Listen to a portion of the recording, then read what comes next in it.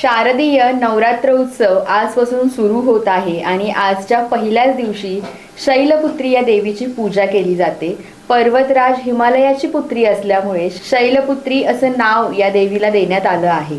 शैलपुत्री ही देवी निसर्ग शक्ती आणि स्थैर्य याचं प्रतीक मानली जाते आणि सगळ्यात महत्त्वाचं म्हणजे या देवीच्या पूजा केल्याने, या देवीच्या पूजनाने मानसिकता, आरोग्य सुदृढ राहतं आणि त्याचमुळे आजच्या पहिल्याच दिवशी शैलपुत्री या देवीची पूजा केली जाते। आता सगळ्यात महत्त्वाचं म्हणजे आजपासून उपवास चालू होत आहेत सगळ्यांचे। 9 दिवस कडक उपवास करतात। उपवास केल्यामुळे सगळ्यात महत्त्वाचे उपवासाचे फायदे तर पचन शक्ती सुधारते, पचनाला खूप मदत होते।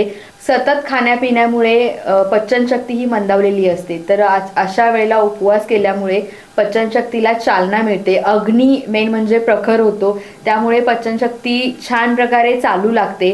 डायजेस्टिंग सिस्टीम ही व्यवस्थित चालते, व्यवस्थित होते, त्यामुळे कोठा साफ होणे किंवा अगदी पोटाचे विकार असतील, काय असेल, पित्त वाढत असेल किंवा असे बरेचसे त्रास होतात आजकाल, तर हे सगळे कमी व्हायला मदत होतात। उपवासामुळे डिटॉक्सिफिकेशन हे छान प्रकारे शरीराचं व्हायला लागतं आणि अगदी जी अतिरिक्त चरबी असते शरीरावर, तर ती उपवासामुळे ती कमी व्हायला लागते।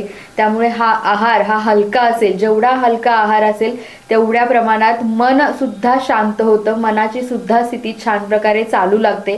उपवास हा खूप उपयुक्त आहे, त्यामुळे आजच्या या नवरात्र उत्सवामध्ये उपवासाचं आयुर्वेदाशी असं छानसं नातं आहे। तर हा नवरात्र उत्सव छान प्रकारे घालवूया आणि उद्याच्या देवीचं काय रूप असेल, उद्याची देवी काय सांगते हे आपण उद्याच्या व्हिडिओमध्ये पाहूया। थँक्यू।